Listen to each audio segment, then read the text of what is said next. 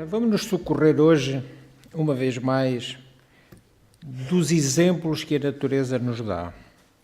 E, curiosamente, hoje vamos escolher esse exemplo num animal que é muito simpático para todos nós, a corça.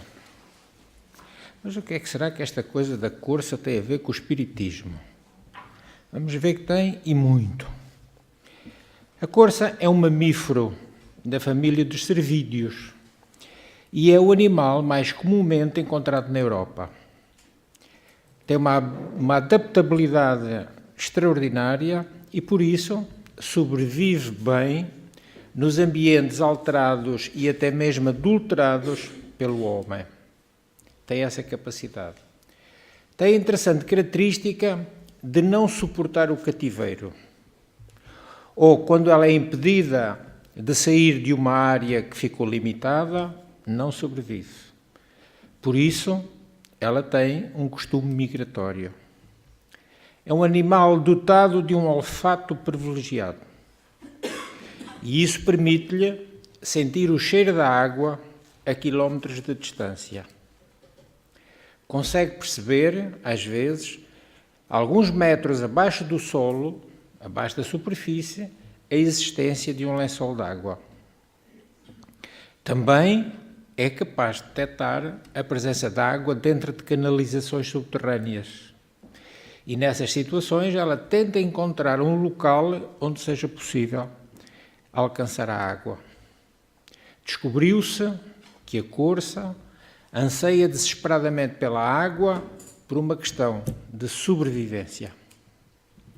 Mas sobrevivência não apenas para sanar a sede, mas fundamentalmente para escapar dos seus predadores, lobos, ursos e cobras. Ela exala um odor muito forte, que é próprio da sua natureza. E esse odor é facilmente detectável pelos predadores. E necessita então ela de se livrar desse odor. Como? Constantemente continua procurando água para se banhar. É a água que a pode salvar, mantendo-a limpa e livre do cheiro. Falamos disto para fazermos uma analogia com a nossa vida cristã.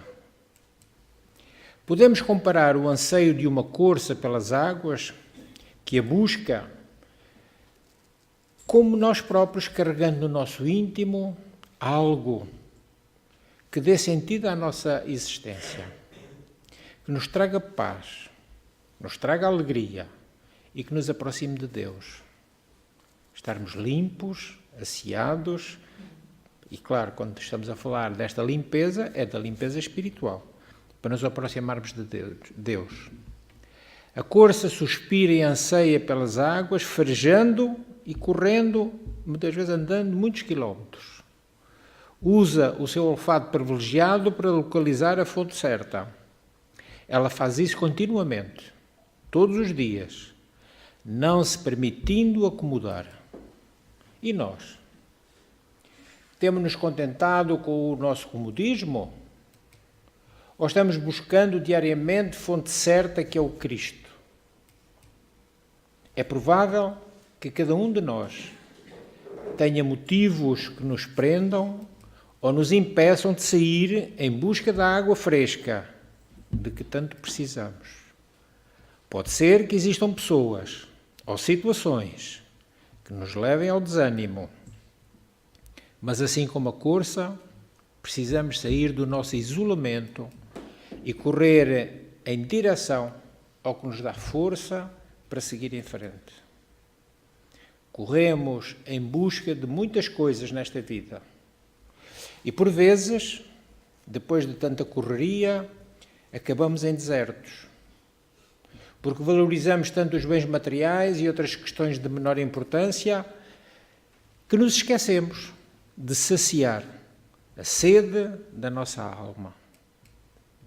Todos precisamos que essa fonte de águas cristalinas venham jorrar com abundância em nossas vidas. E para que isso aconteça, é preciso conhecer fundamentalmente os ensinos de Jesus, pois é a vivência verdadeira da sua mensagem que nos trará a paz almejada e nos aproximará de Deus. Assim como a corça luta para se livrar de algo que é próprio da sua natureza, o cheiro intenso, busquemos também lutar constantemente para nos melhorarmos e superarmos as dificuldades e imperfeições que carregamos. Vivamos uma busca diária para que o pensamento e as atitudes se sobreponham à nossa natureza, ainda tão cheia de falhas, como com certeza a maioria de nós reconhece. Estamos longe de sermos um modelo de perfeição, mas mantenhamos-nos num esforço contínuo para sermos hoje melhores do que fomos ontem e, se possível, amanhã um pouco melhores do que hoje. No princípio, a batalha pela renovação sempre parece difícil. Talvez às vezes até nos pareça impossível. Contudo, o progresso é uma lei universal. Ninguém, nem coisa nenhuma, está livre da lei divina que é o progresso. Ideias e hábitos mais puros podem demorar a chegar, mas com o tempo elas se efetivarão. Por vezes quem tenta desencarna antes de ver o resultado dos seus esforços. Mas a reencarnação, que também é uma lei de Deus, que é a lei da própria vida, nós ressurgiremos num novo corpo e desfrutaremos de nova oportunidade, cujo desabrochar vai propiciar a mudança. Pode ser pouquinho de cada vez, mas o será. Os homens e as mulheres são os artífices do amanhã, qualquer que ele seja. Para que o futuro seja venturoso, importa trabalhar arduamente em seu favor. Fazermos hoje o melhor para que o futuro também seja melhor. E os meios para isso são os mais variados e que se encontram ao nosso dispor. Mas a reforma mais difícil sempre é a do próprio proceder. A nossa reforma íntima, a nossa mudança. Mas, embora difícil, ela é imprescindível. Fazer o que se critica nos outros é pura hipocrisia. Dizer que o outro faz, criticando, fazendo a mesma coisa, é pura hipocrisia. Quem condena desonestidades fica com o dever indeclinável de ser rigorosamente honesto em todos os seus atos. O homem que detesta o preconceito não pode praticá-lo.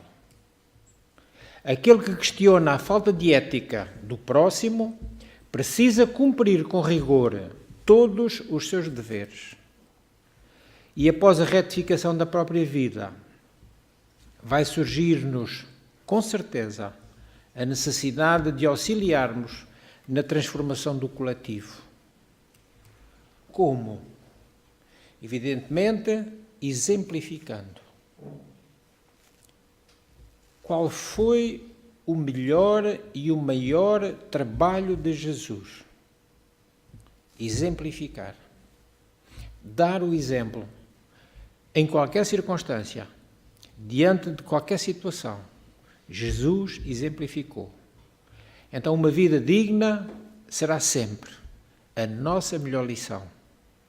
Lembremos-nos de que hoje vivemos num mundo que ajudamos a construir nas nossas existências pretéritas. Este mundo que se encontra neste momento, onde nós estamos reencarnados, é o mundo que nós construímos para nós. E isso leva-nos a perguntar qual é o mundo que nós queremos quando voltarmos na próxima reencarnação.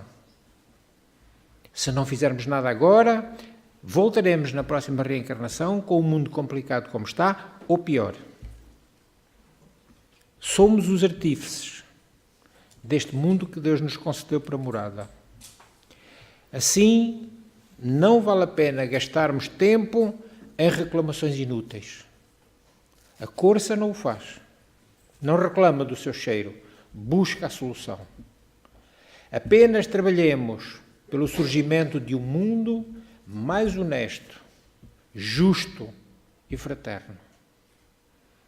Ainda agora, fizemos o público testemunho do agradecimento para todos aqueles que colaboraram com a entrega dos nossos cabazes. É isso, temos que fazer alguma coisa. Mas estamos fazendo tão pouco. Estamos fazendo o máximo porque é o que se pode. E quem faz o que pode está fazendo o melhor. Deste modo, vai chegar o dia em que nós teremos a aventura de viver na sociedade dos nossos sonhos, num mundo que ansiamos. Mas temos que mudar. E vai mudar, às vezes, o próprio mundo com pequenas mudanças, com pequenos gestos, que a pouco e pouco nos aperceberemos como são importantes. Vamos dar um pequeno exemplo de um relacionamento. Eram 8 da noite. A avenida era muito movimentada.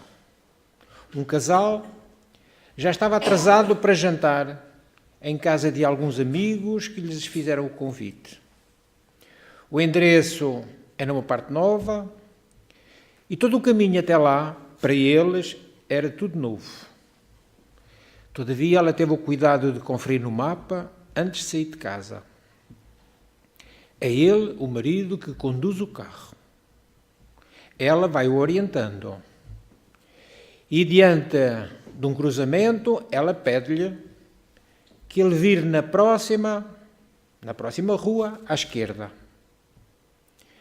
Mas ele diz, não, tenho a certeza que é à direita. Discutem. À esquerda, à direita, à esquerda, à direita. Quem é que já não viu isto? Quem é que já não viu isto? Percebendo que, além de atrasados, poderão ainda por cima ficar mal-humorados.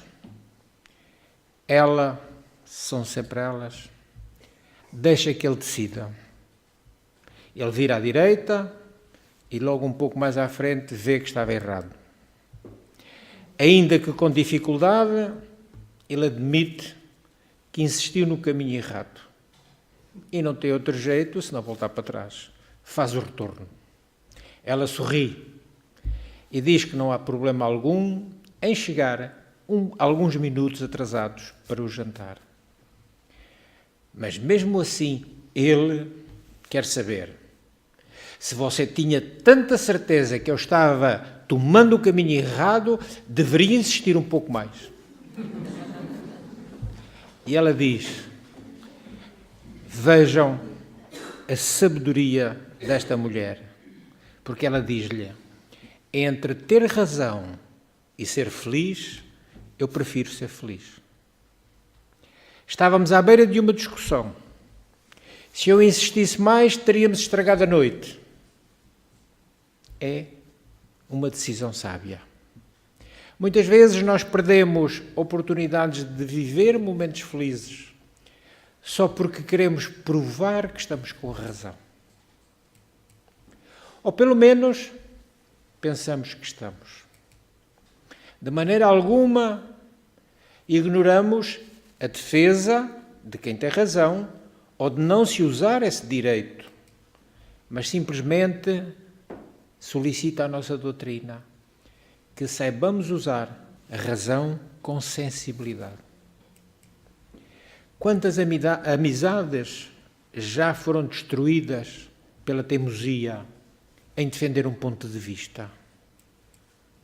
Quanta energia já gastámos na defesa de uma ideia, desejando que os outros a aceitassem a qualquer custo? Quanto tempo perdido, às vezes, na elaboração de uma argumentação para convencer alguém de que temos razão em algum ponto?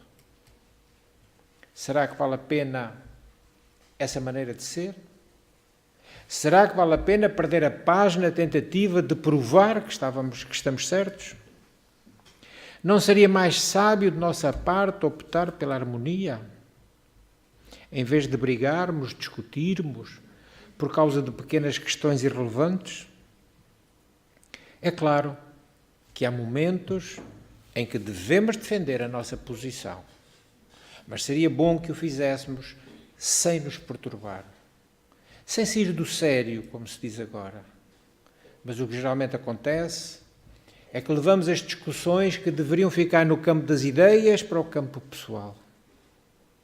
Às vezes são ideias de cunho geral, mas nós queremos imprimir a nossa vontade, o nosso desejo.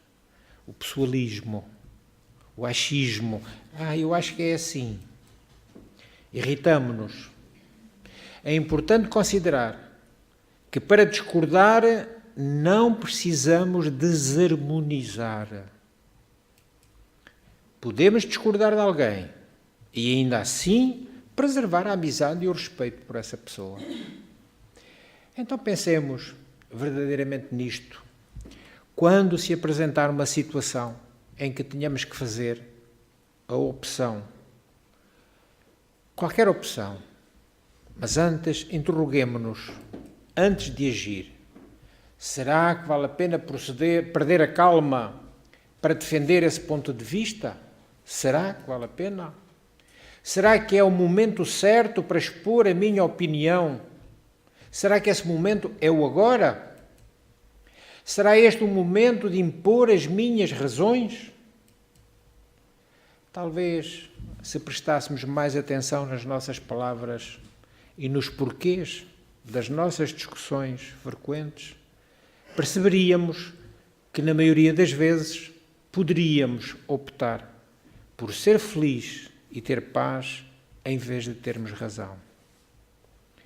Consideremos que as energias gastas em discussões infrutíferas podem fazer-nos falta na manutenção da nossa saúde física e até da nossa saúde mental.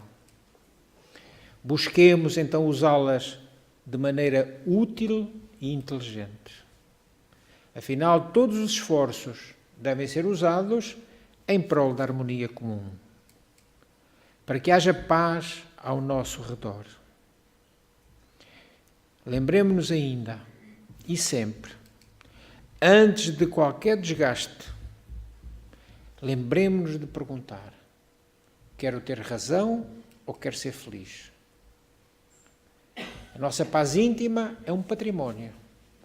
E é um património que ninguém pode roubar-nos, a menos que nós permitamos. Só nos tirará do sério quem nós deixarmos. Só nos perturbará quem nós deixarmos.